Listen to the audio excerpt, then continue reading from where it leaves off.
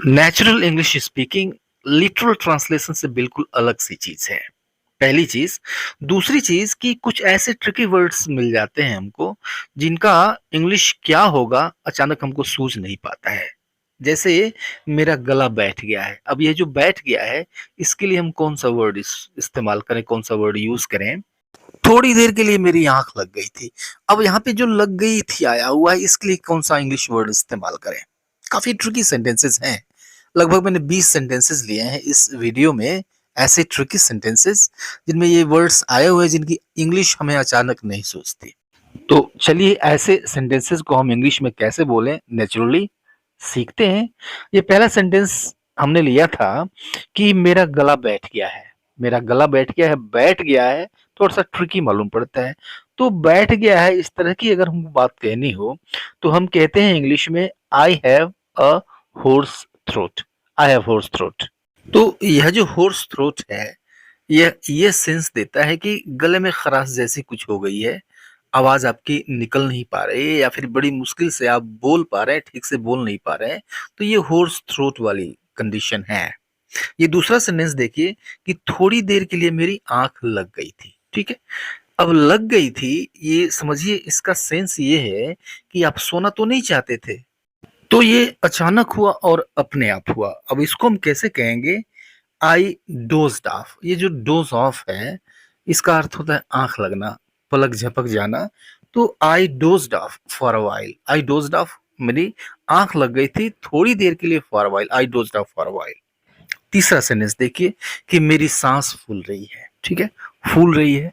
अब ये जो वर्ड है फूल रही है, इसके लिए हम क्या वर्ड इस्तेमाल करें। कंफ्यूजन हो सकता है, थोड़ी देर के लिए कुछ दिमाग में आएगा नहीं, ब्लैंक हो जाएगा। तो फूल रही है इस कंडीशन को कहते हैं out of breath. Out of breath. I am out of breath.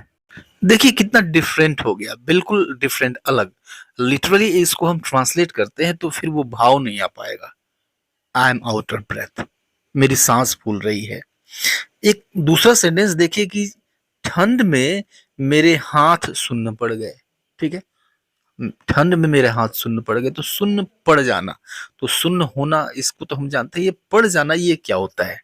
ठीक है। तो ये जो पड़ जाना है इसके लिए हम इस्तेमाल करेंगे गो। कैसे कहेंगे इसको कि माई हैंड्स, इन मेरे हाथ, वेंट नम। वेंट नम, नम मीन्स सुन्न पड़ जाना। तो वेंट नम सुन्न पड़ गए। गो वेंट कौन, वेंट नम सुन्न पड़ गए। इन द कोल्ड, ठंड में। My hands went numb in the cold. ये अगला सेंटेंस देखिए इसी तरह का। हम कहते हैं तुम्हारा पेट खराब हो सकता है। ठीक है। तो खराब होना, इसके लिए इंग्लिश में कई सारे वर्ड्स आते हैं, लेकिन वो सारे वर्ड्स यहाँ पे इस्तेमाल नहीं। इसके लिए स्पेसिफिक वर्ड होता है, वो होता है अपसेट।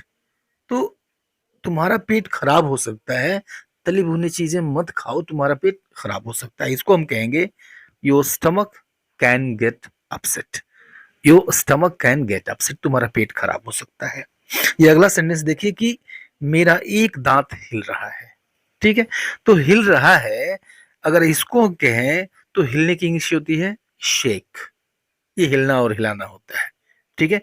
लेकिन इसको हम एक्चुअल यही वर्ड रखते हैं, ऐसा होता नहीं है। नेचुरल इंग्लिश स्पीक में ऐसा नहीं होता है। इसको हम कहते हैं मेरा एक दांत हिल रहा है, one of my teeth is loose. One of my teeth is loose. मेरा एक दांत हिल रहा है। ठीक है। अगले सेंटेंस को देखते हैं कि इस काम में मेरा मन नहीं लग रहा। तो मन नहीं लग रहा। अब ये जो फ्रेज है मन नहीं लग रहा, ये थोड़ा ट्रिकी फ्रेज है। इसके लिए कौन सा फ्रेज आएगा या फिर किन वर्ड्स को इस्तेमाल करें इंग्लिश में, ये कंफ्यूज कर सकता है। ठीक है। इसको हम कहेंगे I can not focus on this work. I can not focus on this work. ठीक है। आपको लगेगा कि यार यार इसको तो मैं जानता हूँ, इसको तो मैं समझता हूँ, इसको मैं बोल सकता था, लेकिन कभी कभी क्या होता है कि दिमाग में अचानक आता नहीं है कौन सा वर्ड इस्तेमाल करें। I can not focus on this work. ये सेंटेंस देखिए कि बात बिगड़ गई। बिगड़ना वही खराब हो जाना। पीछे हमने देखा अपसेट। उस तरह का कोई वर्ड इस्तेमाल कर दें, नहीं, उस तरह का कोई वर्ड इस्तेमाल नहीं करो, वो सेंस नहीं आ पाएगा, वो भाव नहीं आ पाएगा। अब इसके लिए हम रॉन्ग इस्तेमाल करेंगे। रॉन्ग कैसे इस्तेमाल करेंगे देखिए, बात बिगड़ गई, थिंग्स वेंट रॉन्ग। चीजें गलत हो गई, बात बिगड़ गई, थिंग्स वेंट रॉन्ग। यह सेंटेंस देखिए कि उससे रहा नहीं गया। अब इसमें जो ट्रिकी चीज है वो है रहा नहीं गया। अब इसके लिए कौन सा इंग्लिश वर्ड आएगा, उससे रहा नहीं गया। इसको हम कहेंगे ही कुडंट स्टॉप हिमसेल्फ, यानी वह अपने आप को रोक नहीं पाया। ठीक है, तो भाव समझना होगा आपको। ही कुडंट स्टॉप हिमसेल्फ, वो अपने आप को रोक नहीं पाया, या फिर उससे रहा नहीं गया। ये सेंटेंस देखिए कि मेरी उससे नहीं बनती। तो मेरी उससे नहीं बनती, इसका मतलब हुआ कि मेरे उसके बीच पटरी नहीं है, उससे मेरी पटती नहीं है। इसको हम इंग्लिश में कहेंगे I don't get along with him. I don't get along with him. यहाँ पर फ्रेज एक इस्तेमाल किया गया, get along with someone. I don't get along with him, मेरी उससे बनती नहीं है। यह सेंटेंस देखिए कि हमारी बातचीत बंद है। ठीक है, हमारी बातचीत बंद है, यानी उससे हमारी बातचीत नहीं होती, दोनों के बीच में बातचीत नहीं होती। मतलब इसका ये है कि हमारी बातचीत बंद है, means we are not speaking. Simple सी बात है, वी आर नॉट स्पीकिंग। ठीक है, अगला सेंटेंस देखिए कि मुझे नींद आ रही है। सिंपल सा सेंटेंस है, मुझे नींद आ रही है, लेकिन ट्रिकी है। और इसको हम डिफरेंटली कहते हैं इंग्लिश में, आई एम स्लीपी। मुझे नींद आ रही है मतलब आई एम स्लीपी, या फिर I feel sleepy, I am feeling sleepy, ऐसे भी हो सकता है। तो मुझे नींद आ रही है, आई एम स्लीपी। अगला सेंटेंस देखिए कि उसकी हंसी छूट गई। यहाँ पे जो ट्रिकी वर्ड है वो है छूट गई। उसकी हंसी छूट गई, कैसे कहें इसको? इसको हम कहेंगे आई बर्स्ट आउट लाफिंग। आई बर्स्ट आउट लाफिंग। यह सेंटेंस देखिए कि उसकी तो किस्मत खुल गई। किस्मत खुल गई, या फिर हम कहते हैं उसकी तो किस्मत पलट गई। बात एक ही है, लेकिन इसको हम डिफरेंटली कहते हैं इंग्लिश में। His luck turn around. His luck turn around, उसकी किस्मत पलट गई, उसकी किस्मत बदल गई, उसकी किस्मत खुल गई। His luck turn around. यह सेंटेंस देखिए कि मेरा दिमाग सुन्न हो गया।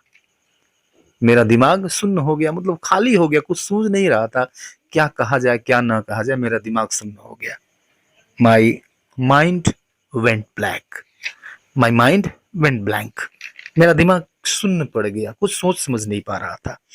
ये सेंटेंस देखिए कि मेरे चेहरे पर फुंसियां निकल आई हैं, या फिर मेरे चेहरे पर फुंसियां हो गई हैं। तो अब हो गई हैं या फिर निकल आई हैं, इसके लिए क्या वर्ड इस्तेमाल करें? थोड़ा सोचिएगा, समझिएगा, ये कंफ्यूज करने वाली चीजें हैं। थोड़ी देर वीडियो को पॉज करके सोच लीजिए कि क्या आप ऐसे सेंटेंसेस को कर पा रहे हैं। फिर आगे प्ले करिए। मेरे चेहरे पर फुंसियां निकल आई हैं, तो सिंपली हम इसको कहते हैं I have got pimples on my face. I have got pimples on my face. फुंसी के लिए पिंपल, सिंपली हम पिंपल इस्तेमाल करते हैं। फुंसी इस तरह की चीजों के लिए, फुंसी के लिए, छोटे फोड़े के लिए पिंपल इस्तेमाल करते हैं। तो I have got pimples on my face, मेरे चेहरे पर फुंसियां निकल आई हैं। ये सेंटेंस देखिए कि मामला उल्टा पड़ गया। समझ रहे हैं क्या मतलब है इसका? मामला उल्टा पड़ गया मतलब कि आपने कोई काम किया कि कोई उद्देश्य हासिल हो जाए, मामला आपका सफल हो जाए। आपने कोई काम किया लेकिन हुआ उसका उल्टा, बात और बिगड़ गई। तो इसको कहते हैं क्या? मामला उल्टा पड़ गया। मीन्स इंग्लिश में कहेंगे इसको इट बैकफायर्ड। इट बैकफायर्ड, इसको कहते हैं बैकफायर। तो इट बैकफायर्ड, मामला उल्टा पड़ गया, उसका पत्ता कट गया। बिल्कुल डिफरेंट सेंटेंसेस हैं इसमें, डिफरेंट कुछ ट्रिकी वर्ड्स हैं। आप देखिए पत्ता कट गया, अब इसके लिए क्या यूज करें? उसका पत्ता कट गया। इंग्लिश में हम इसको डिफरेंटली कहेंगे। लिटरल ट्रांसलेशन से काम नहीं चलेगा ऐसी दशा में, सेंस आना चाहिए। उसका पत्ता कट गया, it means he got side line. In side line कर दिया गया उसको, ही गॉट साइड लाइंड, उसका पत्ता कट गया। ये सेंटेंस देखिए, बात मेरे दिल पर लग गई। तो दिल पे लग गई मतलब क्या? दुख हुआ उसकी बातों को सुन करके। तो हम कहते हैं कि बात मेरे दिल पे लग गई। It means I took it to my heart. To take to heart means दिल पर लेना। ये सेंटेंस देखिए, लास्ट सेंटेंस है ये, मैं वहां नहीं जा पाऊंगा। ठीक है, मैं वहां नहीं जा पाऊंगा, क्षमता नहीं होने की बात हो रही है। मैं वहां नहीं जा पाऊंगा, I won't be able to go there. I won't be able to go there. Video अगर अच्छा लगा हो तो कमेंट बॉक्स में कमेंट जरूर करिए और यह भी बताइए कि क्या इस सीरीज का आगे भी वीडियो चाहिए या नहीं चाहिए। See you later on the next video, till then goodbye and take care.